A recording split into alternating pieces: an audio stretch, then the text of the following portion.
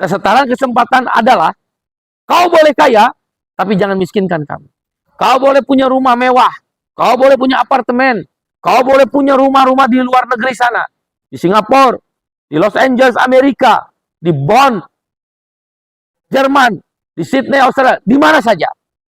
Tapi secara bersamaan jangan miskinkan kami, yaitu ketika kami pensiun, ketika kami tidak ada lagi pekerjaan, punya rumah. Negara harus menghadirkan itu.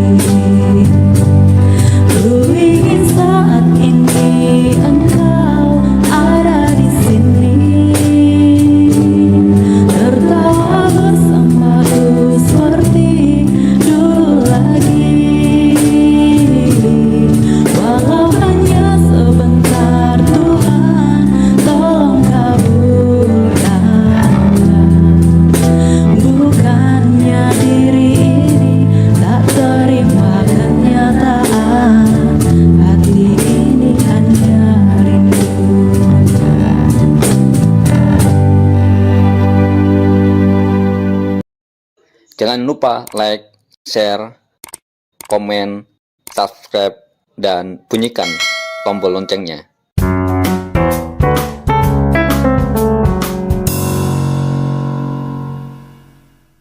Assalamualaikum warahmatullahi wabarakatuh. Shalom. Om Swastiastu. Nama budaya. Salam kebajikan. Semoga kita selalu dalam keadaan sehat walafiat. Sesuai doa dan salam agama kita masing-masing. Sahabat seperjuangan di seluruh penjuru negeri, di seluruh pelosok tanah air Indonesia yang kita cintai. Beberapa kawan memberikan WA kepada saya, mengirim WhatsApp secara personal, japri, jaringan pribadi. Dia bertanya, Bung, kenapa Partai Buruh nggak ada beda dengan Serikat Buruh? Kok yang kita lihat demo saja? Kok nggak ada sesuatu yang mempunyai prinsip perjuangan, nilai daripada Partai Buruh dibandingkan Serikat Buruh? Saya senyum, saya kasih sambil tertawa, dan kemudian saya bikin video call. Kita kemudian bervideo call. Saya bilang sama sahabat saya itu, ada dari beberapa penjuru tanah air ya, ada 4 atau 5 provinsi. Bung, kalau nggak ada Serikat Buruh yang demo-demo itu, siapa yang naikin upah? Kalau kita selalu dicaci maki, dibully, difitnah, Serikat Buruh katanya demo-demo terus, apakah perempuan bisa mengambil cuti haid dan cuti hamil? Kalau nggak ada serikat-serikat buruh yang turun ke jalan itu, yang selalu dibilang bikin macet dan selalu nuntut, apakah ada BPJS? Apakah akan diperjuangkan outsourcing tidak merajalela? Semua itu adalah tentang Serikat Buruh. Bagaimana Serikat Petani Indonesia memperjuangkan benih dan pupuk untuk bisa terjangkau harganya. Harga pokok gabah dan padi tidak jatuh, tidak lebih mahal harga produksi pertanian dibandingkan daripada penjualan harga gabah tanpa SPI. Mungkin semua juga berjuang, tapi SPI paling kuat, Serikat Petani Indonesia. Begitu pula aliansi nelayan, Serikat Buruh Migran, ataupun organisasi-organisasi perempuan yang membela KDRT. Jangan lupa kacang pada kulitnya. Hanya menikmati, tapi tidak tahu apa yang terjadi dalam proses. Begitu pula Partai Buruh. Aksi hanya sebagian kecil dari cara untuk meyakinkan kelompok buruh, petani, nelayan, miskin kota, dan kelas pekerja lain. Pekerja rumah tangga, buruh dan tenaga honorer. Bahwa mereka adalah menjadi penting di dalam konstelasi politik menentukan, merumuskan kebijakan negara. Serikat Buruh nggak bisa bicara politik anggaran, mengatur APBN, mengatur APBD untuk kesejahteraan. Bagaimana memperjuangkan orang mendapat makanan, haram hukumnya. Orang kelaparan di negeri yang kaya. Negeri yang terkaya nomor 7 di dunia, Indonesia. Dalam purchasing power parity. Tapi masih dijumpai ada kelaparan. Masih dijumpai upah tidak naik 3 tahun berturut-turut. Banyak dijumpai kriminalisasi pengurus-pengurus, aktivis petani, lingkungan hidup, dan HAM. Tanah yang dirampas. Kasus Rempang menjelaskan itu kembali. Oleh karena itu, secara politik perlu dibangun kekuatan kelas. We are the working class. Kami adalah kelas pekerja. Maka dihidupkanlah kembali Partai Buruh yang didirikan oleh almarhum Profesor Dr. Muchtar Pakpahan. Yang ketika meninggalnya tetap mencari para buruh dan berpesan pada kader-kadernya dan keluarganya. Termasuk anaknya Darta Pakpahan. Ketua Umum KSBSI. Konfederasi Serikat Buruh Sejahtera Indonesia. Buruh, bela buruh, hidupkan Partai Buruh. Jangan karena saya meninggal, partai juga mati. Dilanjutkan oleh Bang Sony Puji Sasono, diyakinkan kita hidupkan kembali Partai Buruh. Ada 2 prinsip yang kawan-kawan pertanyakan kepada saya tadi. Dan akhirnya mereka mengerti. Prinsip pertama, Partai Buruh dihidupkan kembali, didirikan kembali adalah ingin mewujudkan yang disebut welfare state, negara sejahtera. Orang bertanya-tanya, apa itu negara sejahtera? Apakah seperti di Eropa? Di Jerman Barat, di Skandinavia, Norwegia, Finlandia, Islandia, Denmark, Swedia, atau model Australia, Partai Buruh Australia atau Partai Buruh Inggris, atau model Partai Demokrat di Amerika, atau model sosialis, Partai Sosialis Pekerja di Amerika Latin, atau Partidos dos Trabalhadores, Partai Buruh yang ada dipimpin oleh Lula di Brasil, atau model Democratic Party of Japan, Partai Demokratnya Jepang yang diinisiasi oleh kelas pekerja.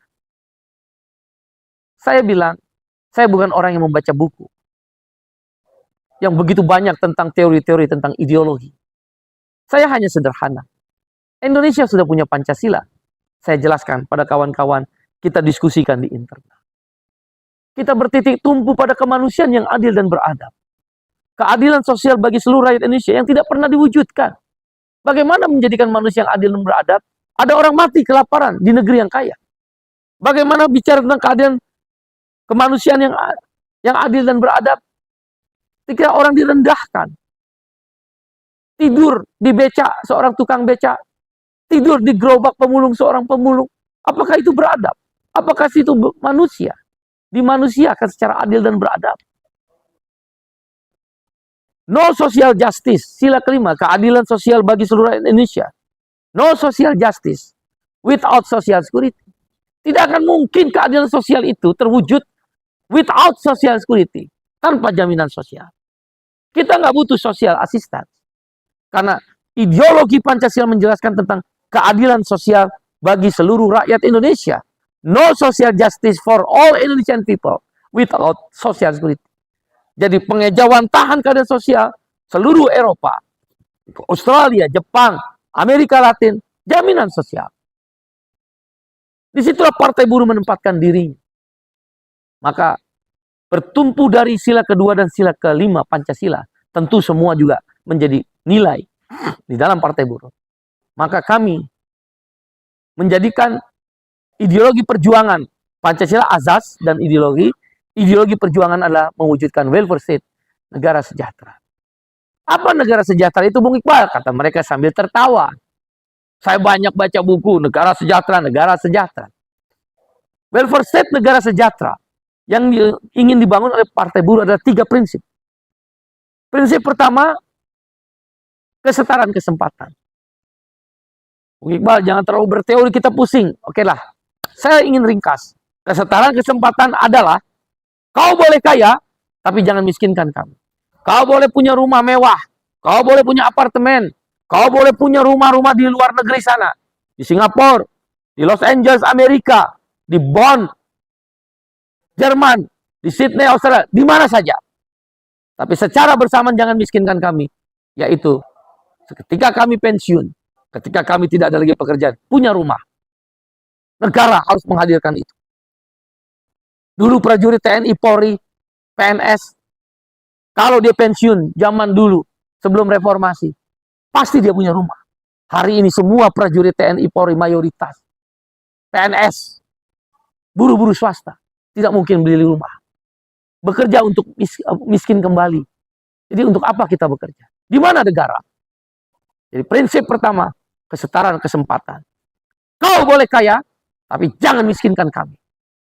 Prinsip kedua, di dalam welfare state Partai Buruh adalah redistribusi kekayaan yang adil dan merata. Apa itu kekayaan yang adil dan merata diredistribusi? Pro jaminan sosial. Sekarang kita sudah ada jaminan kematian, jaminan hari tua, jaminan pensiun, jaminan kecelakaan kerja, dan jaminan kesehatan. Dan itu perjuangan kaum buruh bersama petani dan kelas pekerja. Bukan negara tiba-tiba memberikan. Salah. Kami turun ke jalan.